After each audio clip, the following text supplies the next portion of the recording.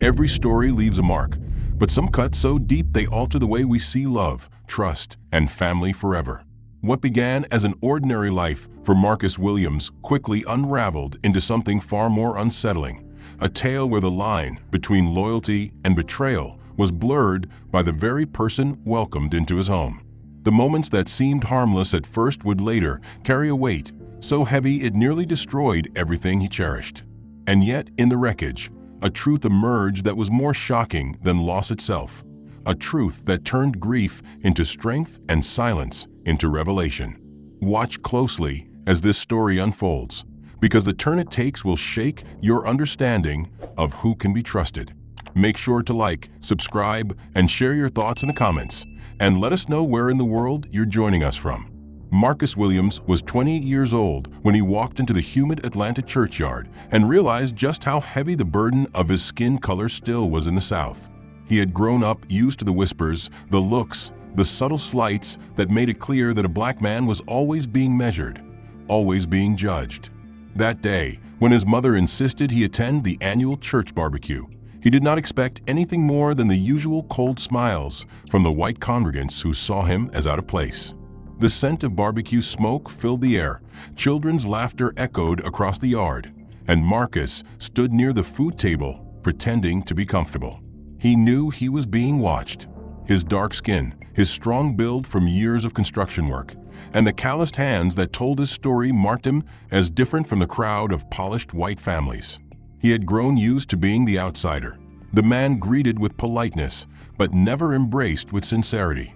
He was debating between potato salad and coleslaw when he heard laughter unlike any he had known, a sound like sunlight spilling across shadows. He looked up, and there she was, Evelyn Carter. Evelyn stood in a simple yellow sundress, her golden hair catching the sunlight, her blue eyes alive with warmth as she knelt to speak with a group of children. She didn't look down at them, didn't wave them off as many adults did. She listened, responded, laughed, and treated them as equals. Marcus watched, struck by the way the children clung to her words, their small faces glowing with joy at her presence. She was white, and in his world that often meant trouble, but there was something different in her demeanor. She radiated kindness. For Marcus, who had grown up hearing that men like him should stay in their place, it felt dangerous even to look at her for too long. Yet he couldn't stop himself. He tried to distract himself by fixing his plate, but fate had other plans. Evelyn noticed him standing alone, and instead of turning away, as most white women might, she smiled. The simple gesture made Marcus's chest tighten. He wasn't used to being seen, really seen, without suspicion or disdain. She walked over, asked if he wanted to sit, and just like that, Marcus found himself at a picnic table with a woman whose presence made the world feel new.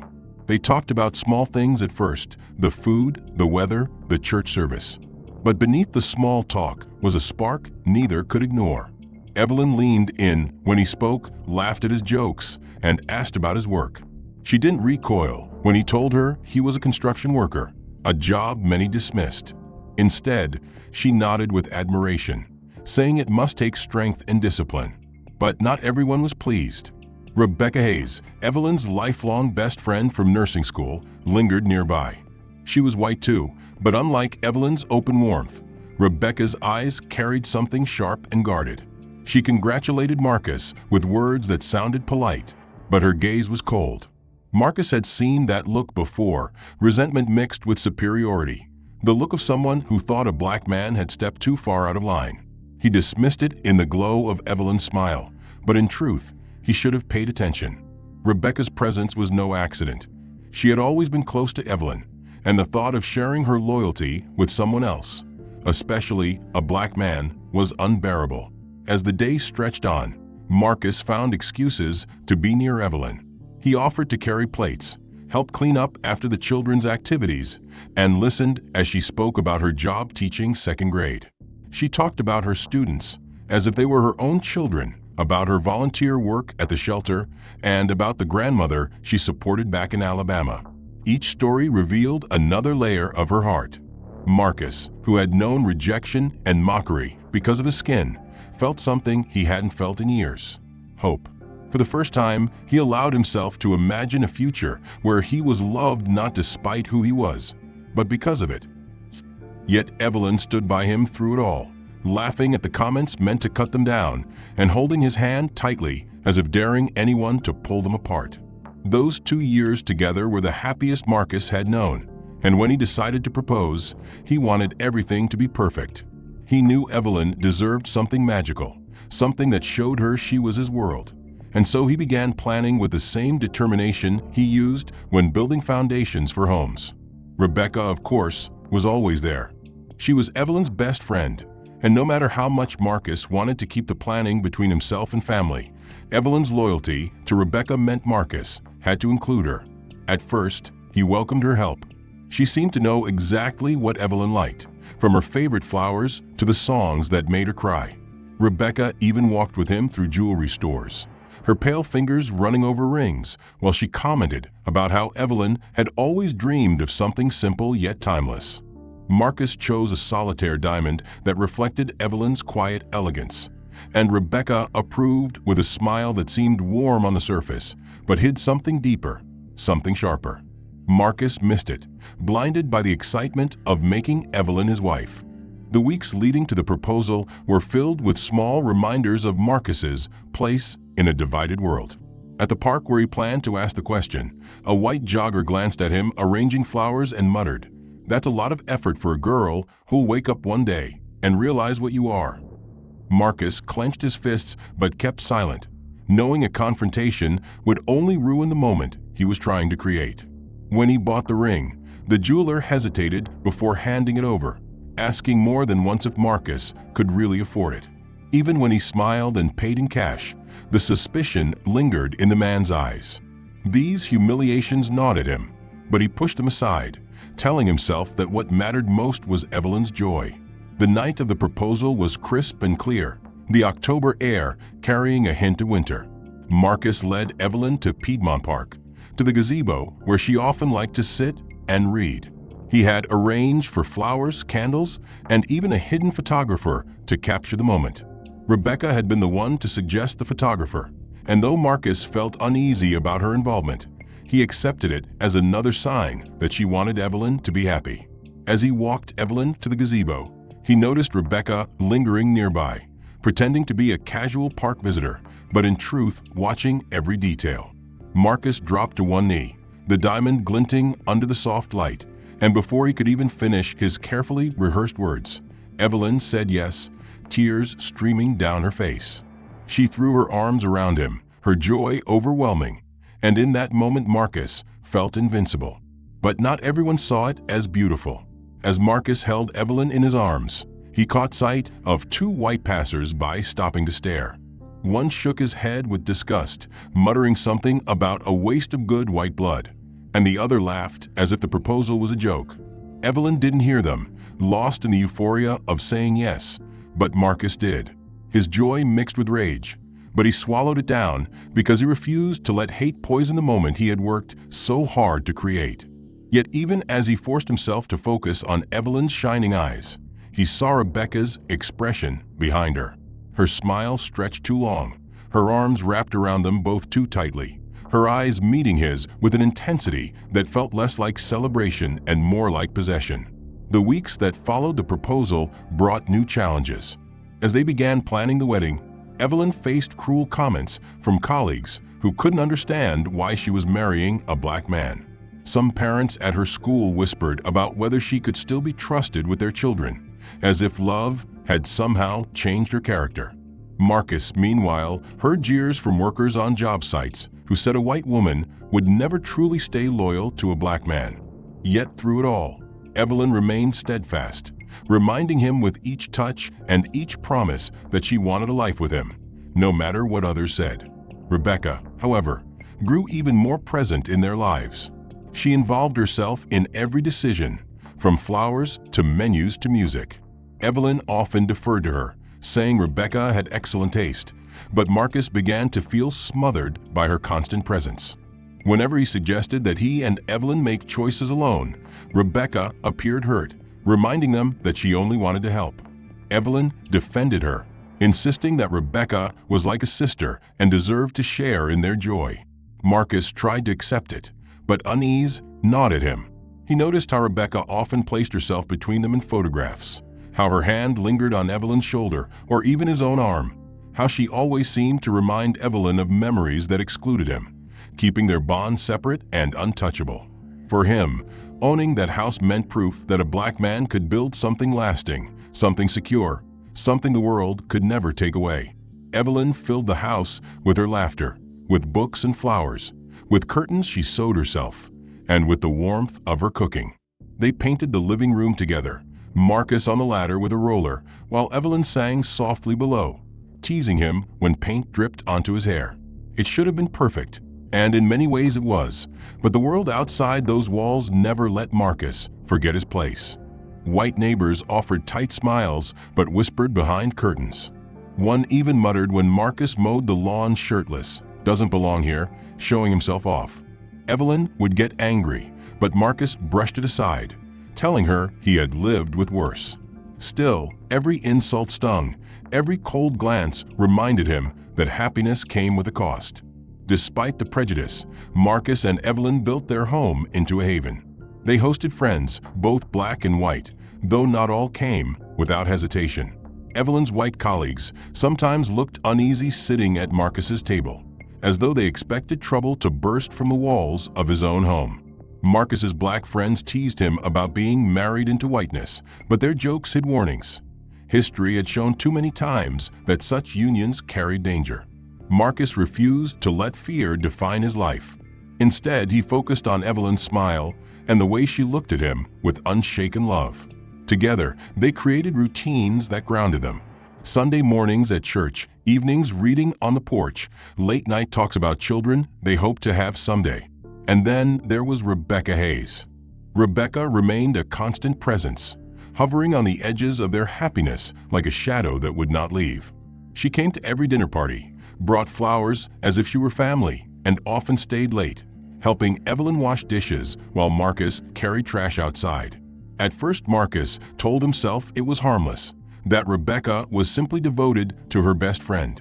Evelyn adored her and insisted she was like a sister. But Marcus could feel something unsettling in the way Rebecca's eyes lingered, in the way she touched Evelyn's shoulder too often, in the way she sometimes looked at him with disdain. He remembered her maid of honor speech, how she had spoken as though she, not Marcus, was the one tied to Evelyn's destiny. The memory nagged at him, but he said nothing, not wanting to spoil Evelyn's happiness. Their home became a symbol of what they were building together. Marcus hung framed photos of their wedding, of family gatherings, and of trips they managed to take between work. Evelyn hosted children from her classroom sometimes, turning their home into a place filled with laughter and crayons. Marcus invited his cousins, who marveled at how beautiful the place looked, and said he was showing them a new path. Yet prejudice found its way even there. Once, when Evelyn invited a white coworker and her husband over for dinner, the man spent the entire evening asking Marcus questions about sports and construction, as though he had no other identity. Evelyn noticed the condescension, her eyes flashing, but Marcus kept his cool, determined not to give them the satisfaction of anger. After they left, Evelyn apologized, tears in her eyes, and Marcus held her, telling her it wasn't her fault. Still, the bitterness stayed with him. Rebecca seemed to thrive in those moments of tension.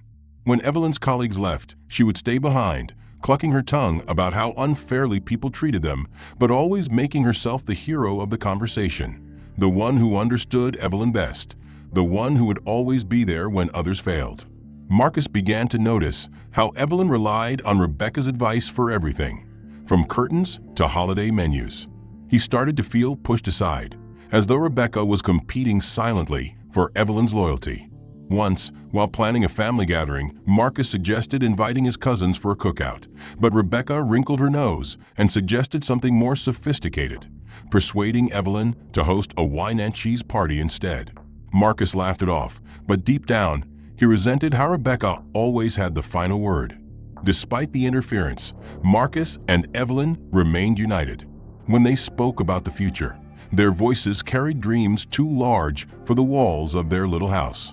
They wanted children, 3 or 4, maybe more, and Marcus promised to build them a swing set in the backyard.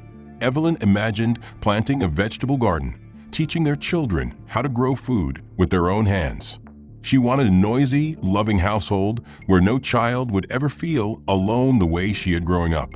Marcus imagined teaching his children discipline, showing them how to build with wood and steel, passing down the values of hard work and integrity. These dreams carried them through the days when prejudice threatened to choke their joy. Yet Rebecca was always there. She came early to help Evelyn decorate for Christmas, stayed late to wash dishes after Thanksgiving, and inserted herself into birthdays as though she were more than a guest. Marcus tried to be polite, but he began to feel suffocated. He noticed how Rebecca always found a way to sit between him and Evelyn in photos, how she always had Evelyn's ear when decisions needed to be made, and how her eyes sometimes held a flicker of triumph when Evelyn sided with her. He began to wonder if Rebecca's loyalty was as pure as it seemed. Evelyn defended her fiercely, insisting Rebecca had been her anchor long before Marcus entered her life. Marcus stayed silent, but in his heart, unease grew. As the months passed, Evelyn began to speak more openly about wanting children. Marcus's heart swelled with hope, even as worry gnawed at him. He knew raising biracial children would bring challenges in a world that already judged him for simply existing. He remembered the stares, the whispers, the insults. He feared what his children might endure. Yet Evelyn's confidence reassured him. She told him their children would be loved fiercely, that together they could protect them from the ugliness of the world. Marcus clung to that promise, believing that love could shield them.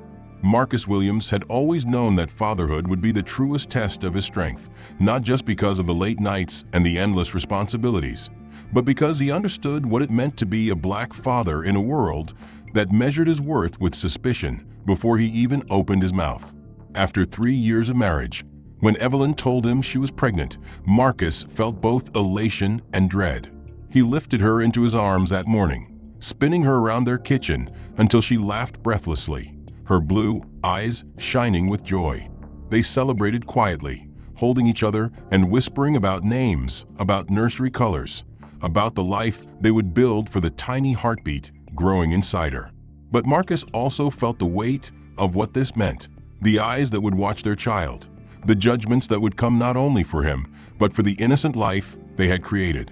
He pushed the fear down, choosing instead to focus on Evelyn's glowing smile. She insisted their children would grow up surrounded by love, shielded from cruelty, and Marcus promised to protect them no matter what. The pregnancy was difficult from the beginning. Evelyn struggled with morning sickness that lasted all day, swelling in her ankles, and fatigue that made her collapse into Marcus's arms at night. He took on extra hours at his construction business to prepare for medical bills and the future, but he always came home in time to cook for her, rubbing her feet while she whispered about the nursery she wanted to decorate. Rebecca, of course, appeared constantly. She brought Evelyn soups, teas, and articles about pregnancy she had printed for medical journals. She hovered in the doctor's office, taking notes as if Evelyn's condition were her own, and often spoke over Marcus when the physician asked questions. Evelyn brushed it off as Rebecca being helpful, but Marcus noticed the way Rebecca always seemed to take credit for Evelyn's comfort, as if Marcus's devotion wasn't enough. When the doctor finally revealed they were expecting not 1 baby, but 3, Marcus nearly collapsed in shock. Triplets, 3 girls, meant triple the love, triple the responsibility, and a future far more complicated than they had imagined. Evelyn wept tears of joy, her hand gripping his as though the enormity of it all might crush them. Marcus felt his chest swell with pride, but beneath it was a gnawing fear. Could he, a black man already battling prejudice, protect 3 daughters in a world that would judge them from the moment they were born? He kissed Evelyn's hand, vowing silently to God that he would never falter, that he would give them everything they needed. The months of pregnancy were a blur of exhaustion, anticipation, and strain. Evelyn's body bore the weight of 3 growing lives, and Marcus watched helplessly as she struggled with shortness of breath and heart palpitations that frightened them both. Doctors monitored her closely, but Rebecca was always the one taking notes, asking detailed questions, sometimes even speaking for Evelyn, as though she were the patient herself. Marcus appreciated the help, but also resented how Rebecca seemed to insert herself into every intimate moment, every conversation about the babies. He began to feel like an outsider in his own family, tolerated rather than essential.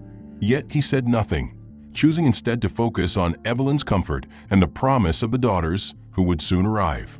The day the triplets were born remains etched into Marcus's memory with a mixture of terror and awe. After 18 hours of labor, Evelyn gave birth to Jasmine, Jade, and Joy. Each daughter emerged fragile, perfect, and distinct even in those first minutes of life. Jasmine wailed loudly, demanding attention. Jade's wide eyes scanned the room with eerie alertness. Joy remained calm, content simply to be held. Marcus wept openly, cradling all three against his chest while Evelyn, exhausted and pale, smiled faintly from the hospital bed. But the joy was shadowed by the doctor's concern. Evelyn's heart had been strained by the pregnancy and delivery, and they warned Marcus that complications could arise. He brushed aside the fear in front of Evelyn, kissing her forehead and promising that everything would be fine. Inside, however, he trembled with worry. The hospital room became their world for the next 2 weeks. Marcus changed diapers, learned to cradle each daughter, and memorized their tiny cries. Evelyn, though weak, showered them with love, whispering promises into their ears about the future she envisioned. Rebecca came every day, bringing flowers and professional photographs she had somehow arranged during those chaotic first hours. She insisted on calling herself Aunt Rebecca, and often positioned herself as if she were co-parenting. Nurses sometimes looked at Marcus skeptically when he gave instructions, their eyes lingering on his dark skin as though questioning his authority, while they eagerly accepted Rebecca's involvement. Marcus bit back his anger, determined not to create a scene, but every slight burned him inside. Once they brought the babies home, life became a blur of sleepless nights, endless feedings, and exhaustion. Marcus worked during the day and stayed up late at night, holding whichever daughter cried the loudest, whispering to her that Daddy was there and always would be. Evelyn, though radiant in her love, grew weaker, her heart struggling under the strain of caring for 3 newborns. Marcus begged her to rest, but she insisted on rocking them, singing lullabies until her voice cracked. Rebecca moved in for long stretches, taking night shifts and cooking meals. But Marcus noticed how she sometimes undermined him, telling Evelyn she knew best because of her nursing background. The triplets, innocent and beautiful, became the center of the world, but tension lurked beneath the surface. Despite the challenges, Marcus found moments of pure joy. Saturday mornings became sacred, when he lay on the floor with the 3 girls crawling across his chest, pulling his beard and laughing.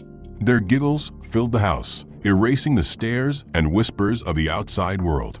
He imagined them growing up strong, proud of their black father, secure in the love of their white mother. He refused to believe prejudice could break what they were building. Yet, there were signs he ignored. Evelyn's fatigue grew worse. Her lips sometimes tinged blue after walking across a room. Doctors adjusted her medications, but nothing seemed to help. Rebecca always assured them it was normal, that Evelyn would recover, but Marcus couldn't shake the feeling that something more sinister was happening. As the girls reached their first birthdays, Marcus hosted a party in their backyard. Family gathered, music played, and the triplets wore matching dresses Evelyn had sewn. For a moment, Marcus allowed himself to believe they had built something untouchable. But then a white neighbor approached the fence, sneering about too much noise for the neighborhood, and muttered something about half-breed children. Marcus's fists clenched, fury surging, but Evelyn pulled him back, whispering, "They're not worth it." Marcus held on to her, but in his heart, he knew that protecting his daughters would mean more than ignoring insults. He would need to fight battles he had not yet begun to imagine. After the triplets' first year, Evelyn's health began to crumble more rapidly than any doctor had warned. She would climb the stairs only to collapse on the bed, her chest rising and falling in ragged gasps, while Marcus rushed to her side, terrified that each breath might be her last. She complained of dizziness, of a heart that raced like a wild drum, of exhaustion so heavy that she could not rise from the couch even when the babies cried. Marcus begged her to let him carry more of the burden, but Evelyn, ever the devoted mother, insisted on rocking her daughters, whispering lullabies even as sweat rolled down her pale face and tears pooled in her eyes from the strain. Marcus began to see the truth that Evelyn was too brave to admit. Her body was failing. Doctors named it postpartum cardiomyopathy, a rare condition that weakened the heart muscle after pregnancy. But in Evelyn's case, it grew worse instead of better. They prescribed medications, changed dosages, ran tests, but nothing slowed the decline. Marcus sat with her during appointments, clutching her hand, but noticed how the physicians often directed their explanations toward Rebecca rather than him. Rebecca came to every appointment, notebook in hand, speaking in medical jargon that Marcus did not understand, and the doctors seemed to defer to her as though she were the spouse instead of the friend. Marcus bit his tongue, not wanting to appear insecure, but the sting of being treated like an outsider in his own marriage festered. Evelyn brushed off his concerns, assuring him that Rebecca was only trying to help, that her nursing background was a blessing. But Marcus could not shake the feeling that his role as husband was being quietly eroded. At home, Rebecca's presence grew overwhelming. She was there every morning when Marcus left for work, and she was still there when he returned, cooking meals, organizing medication, and managing the routines of the triplets, as if the house were hers. Marcus tried to be grateful, and often he was, but gratitude was tangled with unease. He noticed how Rebecca sometimes spoke to the girls in ways that unsettled him, telling them that Aunt Rebecca will always be here when Mommy can't, or that sometimes daddies have to work too hard to notice everything. He corrected her gently at first, but Evelyn defended her friend fiercely, saying Marcus was only imagining slights. He let it go for Evelyn's sake, but the weight of suspicion gnawed at him. Despite the tension, Marcus remained devoted. He worked by day and cared for Evelyn and the girls by night, often sleeping on the floor of the nursery so he could be there when one of the babies cried. He cooked meals Evelyn could barely stomach, spoon-feeding her when she was too weak to lift a fork. He carried her up the stairs when she could not climb them herself. His love for her did not waver, but his fear grew unbearable.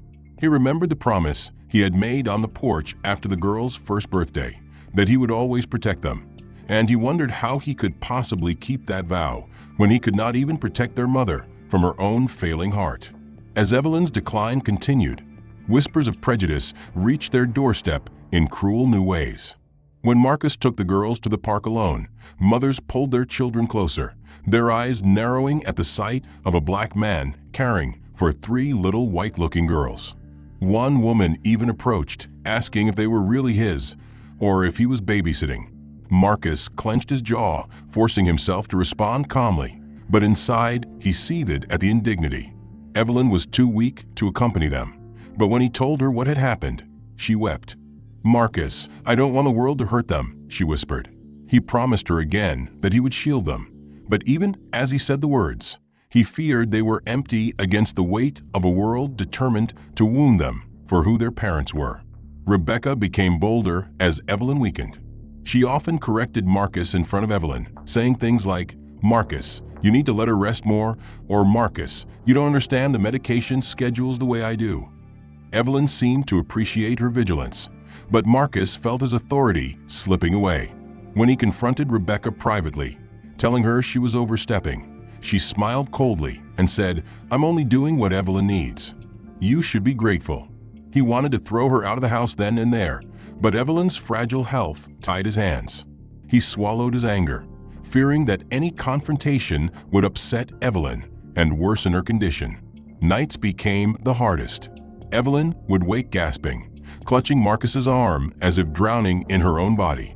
Marcus would sit up, holding her against his chest, whispering prayers into her hair as he begged her to keep breathing.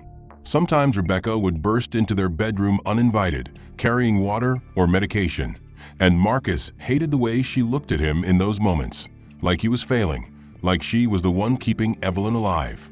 He wanted to scream at her to leave, but Evelyn always looked at Rebecca with gratitude, never suspicion, and Marcus kept silent.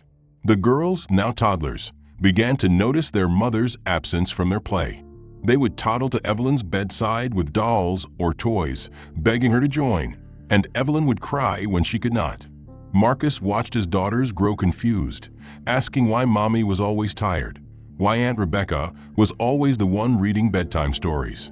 He reassured them that Mommy loved them, but his own heart broke as he saw them turning more and more to Rebecca for comfort. The more Evelyn faded, the more Rebecca inserted herself as a mother figure, and Marcus felt powerless to stop it. One evening, Evelyn called Marcus to sit beside her bed. Her hands were cold, her eyes glassy, but her voice was steady. "Marcus," she whispered, "I don't think I have much time. The doctors won't say it, but I can feel it. I need you to promise me something." Tears blurred Marcus's vision as he shook his head, refusing to accept her words, but she pressed on. "Promise me you'll keep living. Promise me you'll protect our girls no matter what. Don't let them grow up without love, Marcus. Don't let anyone hurt them." Marcus sobbed as he promised, clutching her hands, wishing he could trade his own life for hers. Evelyn smiled faintly and whispered, "That's why I chose you, because I knew you'd fight for them." 3 weeks later, Evelyn passed away peacefully in Marcus's arms on a sunny April morning. Rebecca was there, holding his hand as if she were part of his grief, but Marcus barely noticed her presence. All he saw was the stillness of Evelyn's face, the silence of a heart that had once beaten with laughter and love. The funeral was crowded with those who had adored Evelyn, but Marcus felt alone, a widower with 3 young daughters clinging to him as their world shattered. He had promised to protect them, but as he looked at Rebecca standing near the casket with tears glistening in her eyes, Marcus felt a chill. Something in her expression was not grief but possession, as though Evelyn's death had given her permission to step deeper into their lives. Marcus did not yet understand how far Rebecca's shadow would reach, but he felt it in his bones. The storm was only beginning. After Evelyn's death, Marcus Williams found himself standing in the ruins of everything he thought he understood about life, love, and family. He had promised her that he would live, that he would protect their daughters, that he would never let anyone hurt them. But when he came home from the funeral with Jasmine, Jade, and Joy clutching his hands and crying for their mother, the promise felt impossible to keep. The house that Evelyn had filled with warmth now seemed haunted by silence. Every corner reminded Marcus of her. The chair where she read bedtime stories, the kitchen where she hummed while cooking, the porch where she had whispered her last plea for him to live. He walked through the rooms with the girls trailing behind him, their small voices asking when Mommy was coming back, and each time he explained that she had gone to heaven, his heart tore open anew. He was a black widower in a world that already doubted his worth as a man and as a father, and now he had to raise 3 daughters alone. 3 daughters who would grow up biracial in a society that judged them before they could speak. In the first weeks, Marcus lived in a haze of exhaustion and grief. He woke at dawn to make breakfast the girls barely touched, braided their hair clumsily while they fidgeted, drove them to daycare, and then went to work with his body present but his mind shattered. At night, he read the same bedtime stories Evelyn had once read, but his voice cracked and the girls cried harder, saying they wanted Mommy's voice. He cooked meals by following YouTube tutorials, burning as many dishes as he served properly, but the girls ate anyway, sensing his struggle. They clung to him at night, crawling into his bed, whispering that they were afraid he might leave too. Marcus held them close, whispering, "Daddy isn't going anywhere," but inside he feared he was already failing them. The community reacted in predictable ways. Some neighbors brought casseroles and offered empty condolences, their eyes full of pity that Marcus despised. Others muttered behind curtains, whispering about the black widower with 3 little white girls, questioning if he could handle it. At daycare, a white mother once asked him bluntly if the girls were really his, and when Marcus answered sharply, the woman backed away, her face red with embarrassment, but her eyes still filled with suspicion. Every time the world questioned him, Marcus remembered Evelyn's plea, and his resolve hardened. He would prove them wrong. He would raise his daughters into strong women, no matter how much the world wanted them broken. But Rebecca Hayes was still there. In the days after the funeral, she moved into his home almost completely, insisting the girls needed consistency, that Marcus needed help. At first, Marcus was grateful. She knew how to cook meals the girls would eat. She braided their hair with ease. She comforted them with stories about Evelyn's kindness. She often reminded Marcus that she had been Evelyn's best friend, that she loved the girls as if they were her own nieces. But beneath the surface of her devotion, Marcus noticed unsettling things. She seemed too comfortable in Evelyn's role, sitting in Evelyn's chair at the table, tucking the girls in as though she were their mother, correcting Marcus on parenting decisions in front of them. She framed her interference as support, but Marcus felt his authority slipping away. He told himself it was just temporary, that Rebecca's grief made her cling to them. But in his gut, he sensed a deeper hunger in her presence. Despite Rebecca's intrusions, Marcus poured himself into fatherhood. He scaled back his construction business, turning down lucrative contracts that would take him away from home. He hired additional workers to handle projects, while he stayed close to the girls, attending school events, doctor appointments, and every milestone. He created new traditions: Friday night movie marathons with popcorn, Saturday pancake breakfasts, Sunday family walks in the park. He wanted his daughters to remember joy as much as they remembered grief. They grew stronger together, though grief lingered. Jasmine became outspoken, demanding answers about why Mommy had left. Jade grew more withdrawn, her bright eyes shadowed by sadness. Joy, the most intuitive, clung to Marcus silently, watching him with eyes that seemed older than her years. But the world outside did not let them heal quietly. At the grocery store, white strangers stared at Marcus pushing a cart with 3 white passing girls. At school events, teachers often directed questions to Rebecca, assuming she was the mother, even when Marcus stood right there.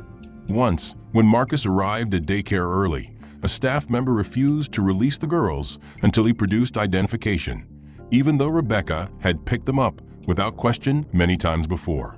Marcus's blood boiled at the insult, but he swallowed his anger for the girls' sake.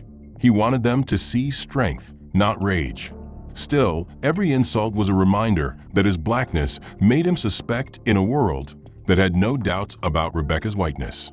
At night, Marcus often sat alone after the girls were asleep, staring at Evelyn's photo on the mantel. He spoke to her as if she could hear, confessing his doubts, begging for guidance. "How do I raise them without you?" he whispered. "How do I keep them safe when the world already wants them broken? How do I keep my promise?" He never received an answer, but sometimes in the stillness, he felt her presence urging him to keep going. He clung to those moments as fuel. Rebecca's behavior grew more concerning over time. She began staying overnight more frequently, claiming it was easier since she helped with mornings. She started dressing differently, no longer in casual clothes, but in dresses and makeup, greeting Marcus at the door like a wife welcoming her husband. She encouraged the girls to call her Mommy Rebecca, a title Marcus quickly shut down, though Evelyn's absence made the girls crave motherly affection. When Marcus confronted Rebecca, she insisted she was only filling the void Evelyn had left, but the look in her eyes unsettled him. It was not compassion he saw, it was possession. The tension came to a head one evening when Marcus returned from work early. The girls were playing quietly in the living room while Rebecca prepared dinner. She greeted him with a smile too intimate, taking his jacket as though she owned the place. At dinner, she sat at the head of the table Evelyn's seat and told the girls to thank Mommy Rebecca for the food. Marcus's chest tightened with rage, but he forced himself to stay calm for the girls. After they went to bed, he confronted Rebecca directly. "You are not their mother," he said coldly. "You will never replace Evelyn." Rebecca's face hardened, and for the first time, Marcus saw the steel beneath her smile. "Marcus, you're lost without me," she hissed. "Those girls are lost without me. You can't do this alone, and you know it." Marcus walked away, unwilling to give her the fight she wanted. But her words lingered in his mind. Was she right? Could he raise them alone, or was he truly drowning? Marcus Williams had tried to convince himself that Rebecca Hayes' growing presence in his home was temporary, that her insistence on acting like a second parent was born of grief and loyalty to Evelyn. But as months turned into years, The mask Rebecca wore began to slip in ways that Marcus could no longer ignore. At first, it was small comments that unsettled him, sharp remarks to the girls when they spilled juice or tracked mud into the house. Words delivered with a cold edge Evelyn never would have used. "You three need to stop being so messy. You're not babies anymore," she snapped one evening when Jasmine knocked over her milk, and though Marcus intervened, Rebecca defended herself by saying the girls needed discipline. Marcus told himself she was only trying to help, but when he looked into his daughter's trembling eyes, he knew the difference between discipline and cruelty. The girls began to retreat inward around Rebecca, their laughter growing quieter, their play more subdued, as if they were afraid to draw her ire. One Saturday morning, Marcus returned from picking up groceries to find Jasmine and Jade sitting silently on the couch, while Rebecca scolded Joy in the kitchen for leaving crayons on the table. He stepped in immediately, telling Rebecca to ease up, but instead of backing down, she turned on him with fury in her eyes. "Marcus, if you want these girls to grow up strong, you can't coddle them. You don't know what it takes to raise girls. You're just letting them run wild." The contempt in her tone stunned him. She had gone from pretending to support him to openly undermining his parenting, and though he told her to leave, she laughed bitterly and said, "Without me, you drown." The truth was that Marcus often felt like he was drowning, but he refused to admit it to her. He had survived Evelyn's death.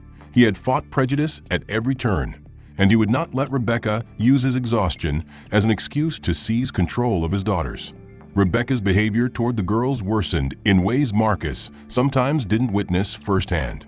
Jasmine once whispered to him at bedtime that Aunt Rebecca told them Daddy was too busy and important to care about little things like their drawings or their stories. Marcus's heart sank as he reassured her, promising that no work or stress would ever come before his girls. Another time, Jade admitted that Rebecca threatened to take away their toys if they ever interrupted her while she was resting, a sharp contrast to Evelyn, who had never turned them away. Joy, the most perceptive of the three, grew increasingly quiet, her eyes following Rebecca with distrust Marcus recognized but did not fully understand. He began to realize that while Rebecca presented herself as a savior when he was watching, she revealed another face when he wasn't, a face that chipped away at his daughter's sense of safety. Despite the signs, Marcus struggled with how to confront her. She had woven herself so deeply into their lives that removing her seemed impossible. The girls had grown used to her routines.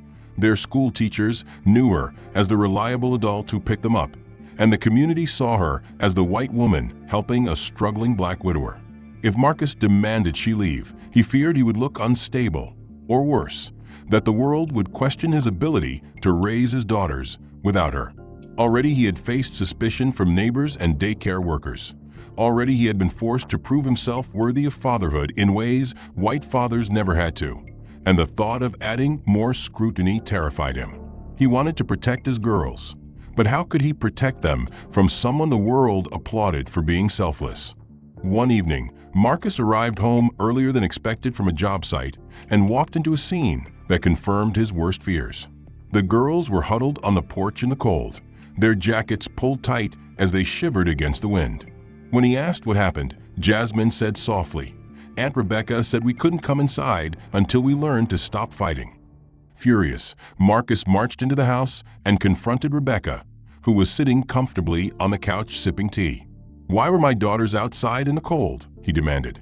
Rebecca looked up calmly and said, "Marcus, they need consequences." They were screaming at each other. "I wasn't going to let them turn this house into chaos." Marcus's fists clenched, his voice rising as he shouted, "They are children, not soldiers. You don't put kids outside in the cold to teach them a lesson." Rebecca stood slowly, her eyes flashing with something colder than anger. "You're too soft," she spat. "They'll grow up spoiled and weak because you don't have the backbone to do what's necessary."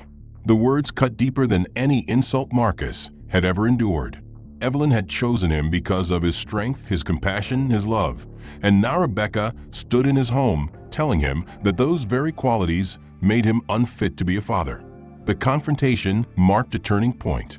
Marcus began watching Rebecca more closely, listening carefully to the way the girls described their days, noting changes in their behavior.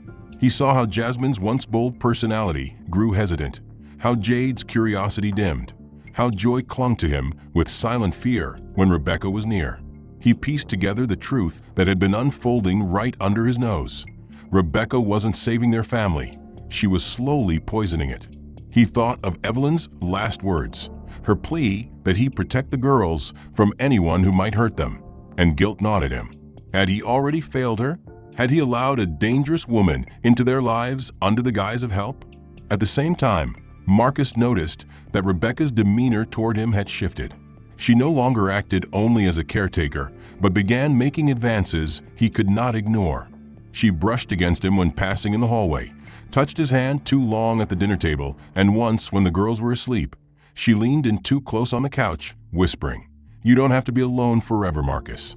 He pulled away instantly, his chest tight with revulsion.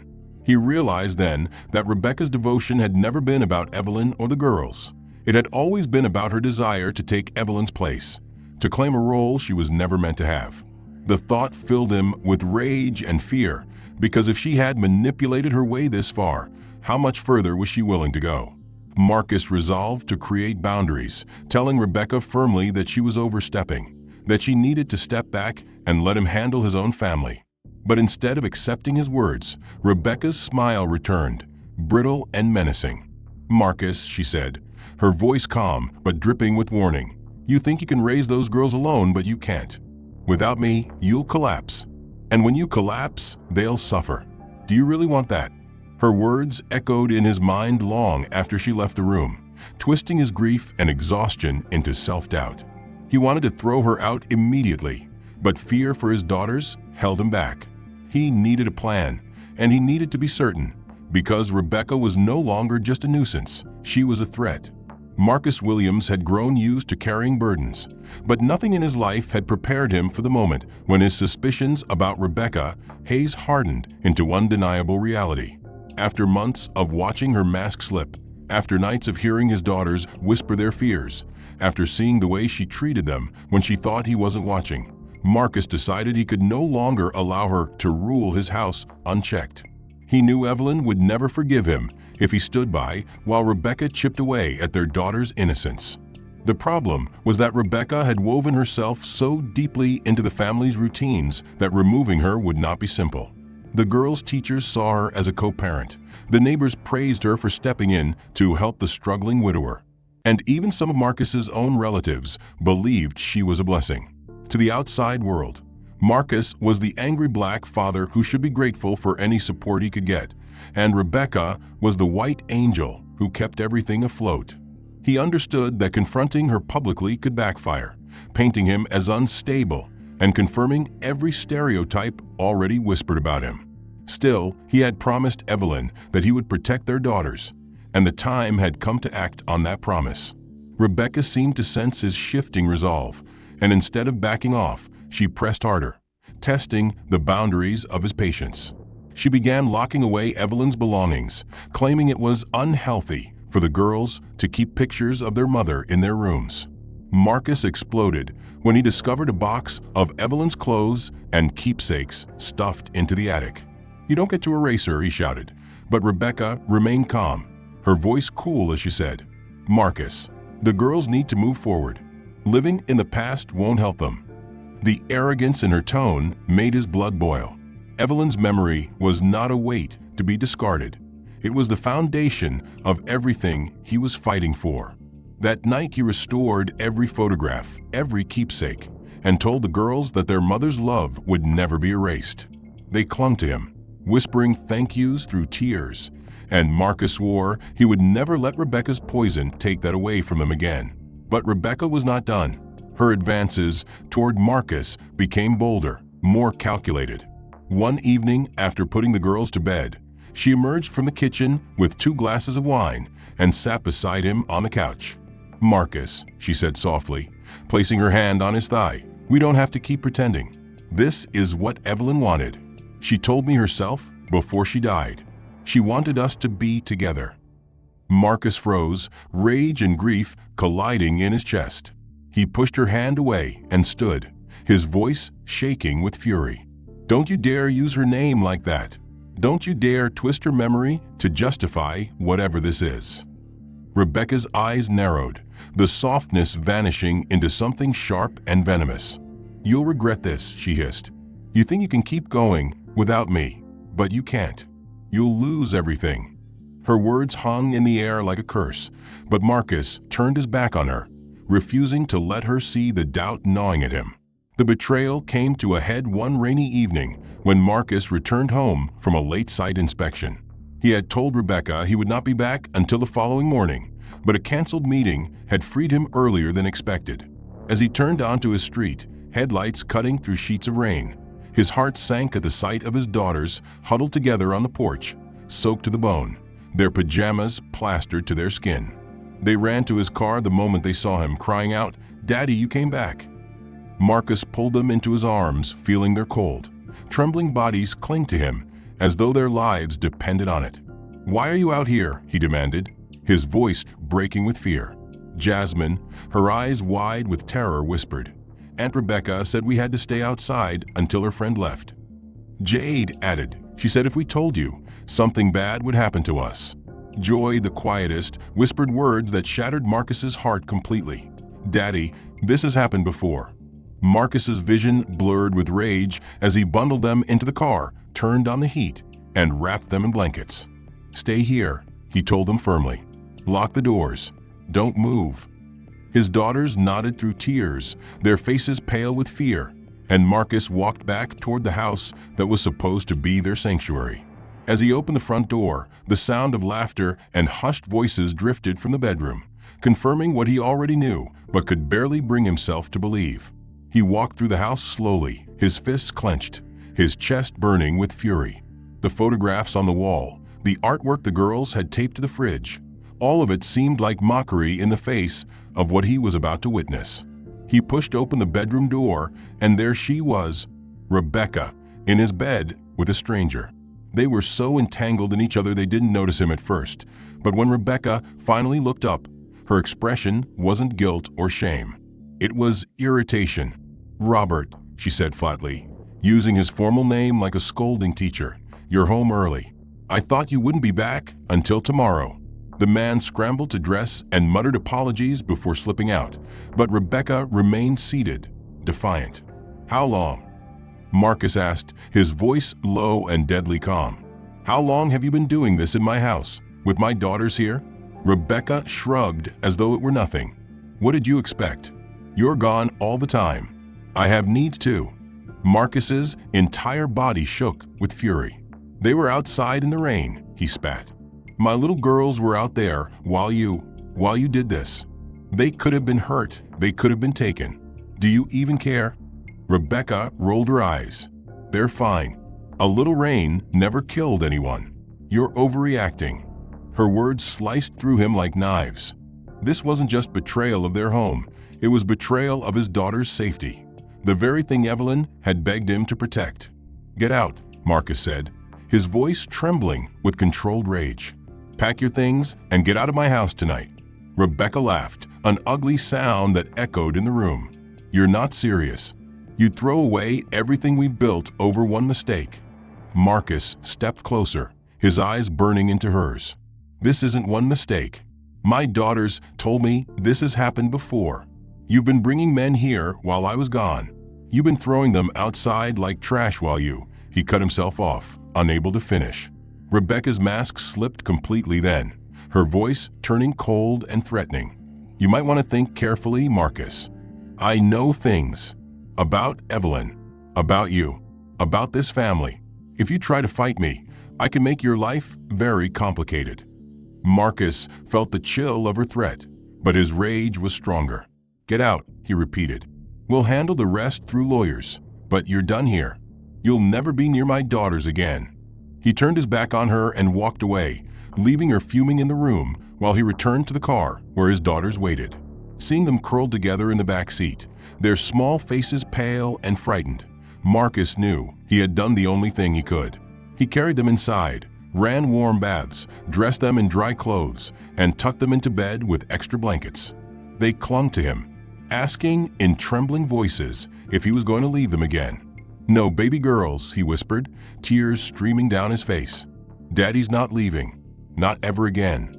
Joy looked up at him with solemn eyes and said softly, "Daddy, Aunt Rebecca was mean when you weren't here. She scared us." Marcus's heart broke anew as he kissed her forehead. "I know, baby. I should have seen it sooner. I'm so sorry, but it's over now. She's never coming back." In the silence of that night, Marcus realized how close he had come to losing everything Evelyn had trusted him to protect. Rebecca's betrayal was not just of him, but of the sacred trust of family, and he would never forgive himself for allowing her inside their lives so deeply. But now the truth was clear, and the path forward was undeniable. He had to fight not just to remove Rebecca legally, but to rebuild his daughter's trust, to show them that their father would always be their protector. Evelyn's words echoed in his mind like a vow renewed. "Promise me you'll never let anyone hurt our babies." That promise was all that mattered now, and Marcus intended to keep it with every breath in his body. Marcus Williams thought that once Rebecca Hayes was out of their home, the worst of the nightmare would be over. He believed that throwing her out, shutting the door on her betrayal, and promising his daughters that she would never return was the end of her poison. But in the days and weeks that followed, the truth began to bleed out of his daughters in broken whispers and midnight tears, revealing a deeper horror than he had ever imagined. The girls, finally feeling safe enough to speak, began to tell him stories that made his stomach twist with rage and guilt.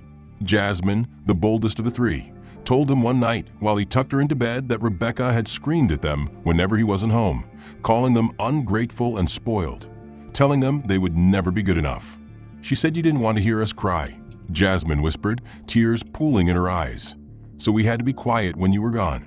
Marcus hugged her tightly, promising that her voice would always matter to him. Jade, more hesitant, admitted that Rebecca often locked them in their rooms when she had company over, warning them that if they made a sound, their father would be punished or hurt. Jade trembled as she spoke, her voice barely audible. She said, "If we told you, we'd be taken away forever." Marcus felt a storm of guilt crash over him.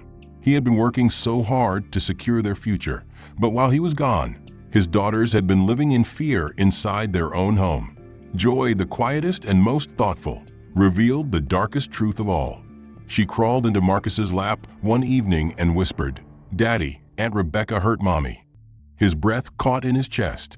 He tried to ask what she meant, but Joy's words spilled out in fragments, describing dreams where Evelyn was sick and Rebecca was feeding her bad medicine or putting bad stuff in her food.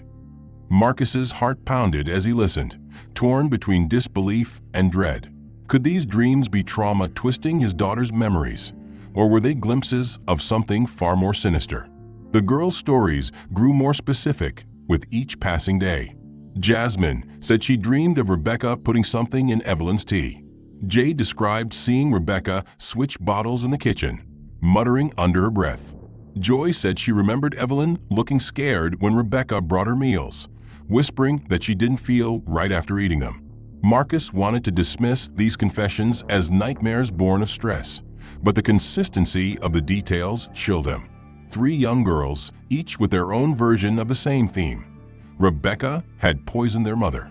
The idea seemed impossible, and yet Marcus couldn't shake the feeling that Evelyn's death had always felt too sudden, too cruel, too unnatural for a woman so full of life and love. Desperate for clarity, Marcus took the girls to see Dr. Tanya James, a child psychologist known for helping children process trauma. Dr. James listened carefully as Marcus explained the situation, then met with each daughter individually. When she reconvened with Marcus, her words both terrified and validated him. "Mr. Williams," she said gently, "children this age often struggle to distinguish between dreams and reality, but the specificity and consistency of your daughter's accounts are unusual.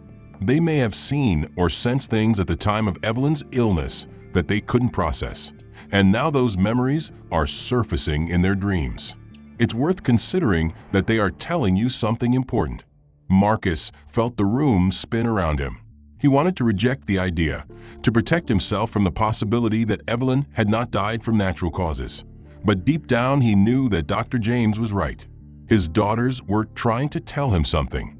That night, Marcus sat in front of Evelyn's photograph, speaking to her as he had done so many times before. "Did I miss it?" he whispered, tears sliding down his face.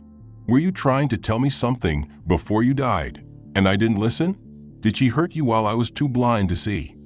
His chest ached with guilt as he remembered Evelyn's final words, her plea for him to protect their daughters. He realized now that his promise extended further than he had ever imagined. It wasn't only about shielding them from future harm. It was about uncovering the truth of what Rebecca had done to their family. Driven by this new resolve, Marcus contacted the authorities and explained his suspicions. At first, they were skeptical. Evelyn's cause of death had been documented as complications from a heart condition, and Rebecca's public reputation as a devoted friend and caregiver made the idea of foul play seem far-fetched. But Marcus refused to back down.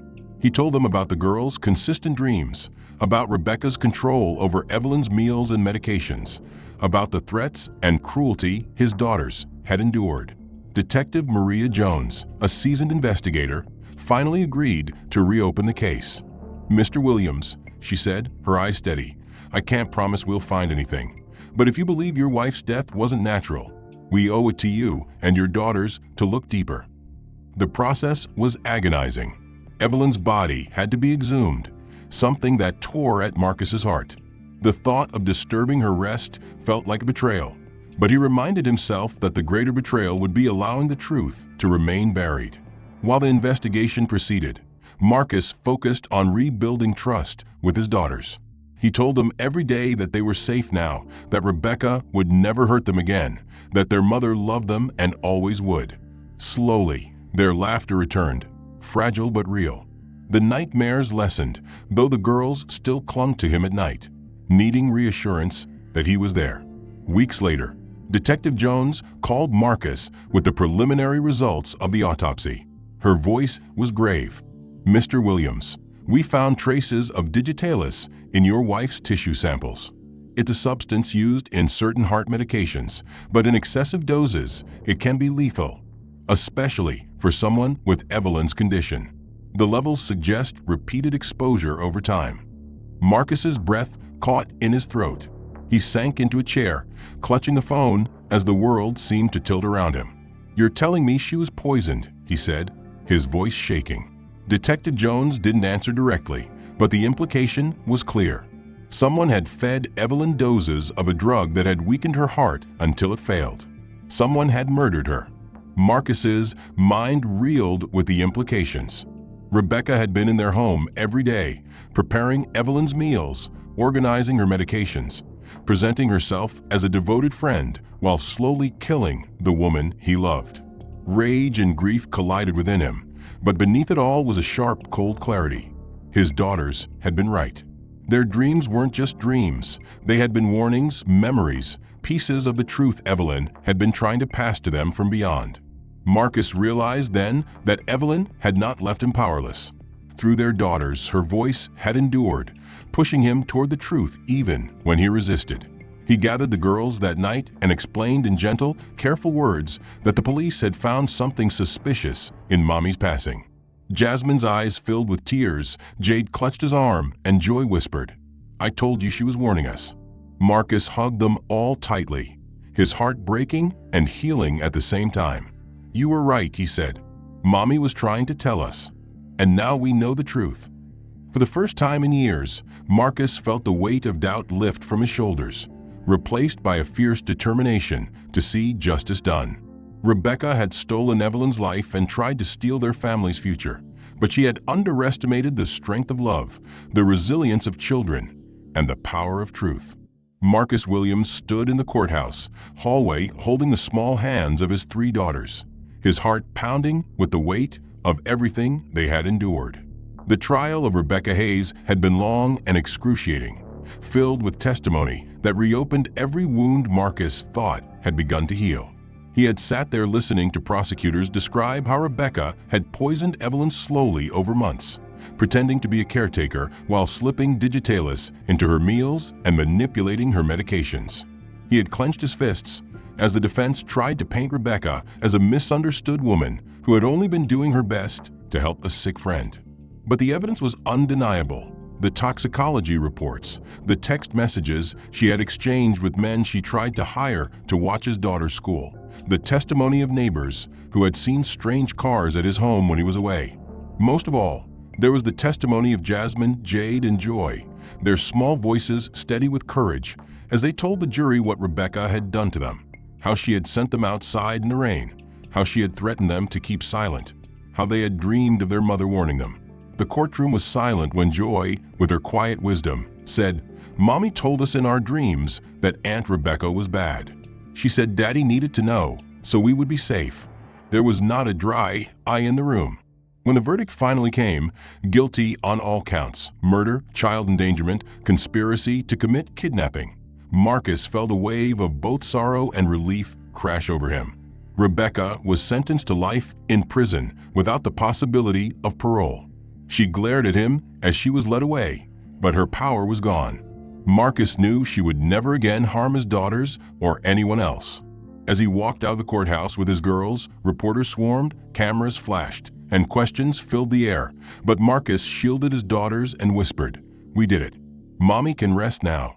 He felt Evelyn's presence in that moment, as though she were walking beside them, her hand resting on his shoulder, her voice reminding him of the promise he had made to protect their girls.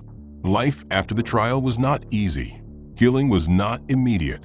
Marcus spent months in therapy with his daughters, helping them process what had happened, helping them understand that none of it was their fault.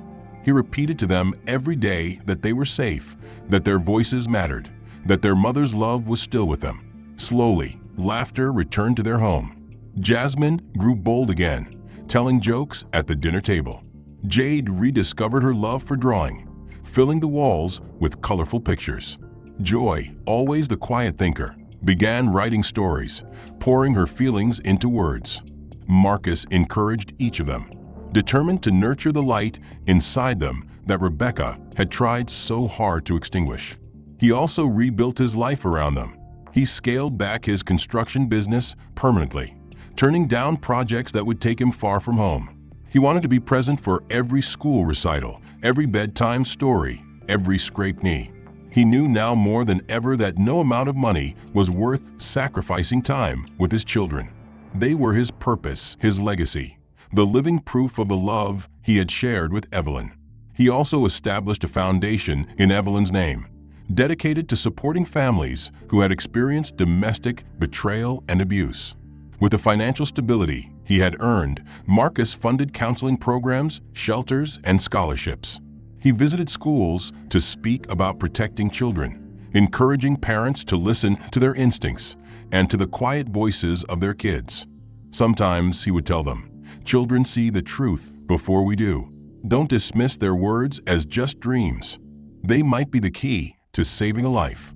As the years passed, Marcus watched his daughters grow into strong, resilient young women who carried their mother's spirit in everything they did.